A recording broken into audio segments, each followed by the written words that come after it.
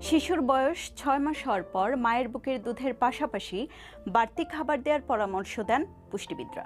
কিন্তু আপনি জানেন কি যে আপনার শিশু আসলেই বাড়তি খাবারের জন্য প্রস্তুত কিনা? যুক্তরাষ্ট্রের স্বাস্থ্যসেবা বিভাগ বলছে কিছু লক্ষণ রয়েছে যা থেকে বোঝা যায় যে শিশুর বাড়তি খাবার দরকার।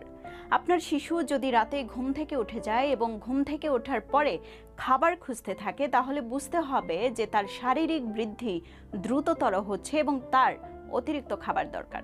এছাড়াও আপনার শিশু যদি খাবারের প্রতি আগ্রহ দেখায়, মাথা সোজা করে বসার চেষ্টা করে বা বসে, খেলনা বা হাতের কাছে কিছু পেলে যদি সেটা মুখে দেয়, তাহলে বুঝতে হবে যে আপনার শিশুর বাড়তি খাবার দরকার। ডায়েট কাউন্সেলিং সেন্টারের প্রধান পুষ্টিবিদ সৈয়দা শারমিন আক্তার জানান, ইনফ্যান্ট ইয়াং চাইল্ড ফিডিং নামে একটি পদ্ধতি রয়েছে। এই পদ্ধতিতে শিশুর জন্মের ১৮১তম দিন থেকে বুকের দুধ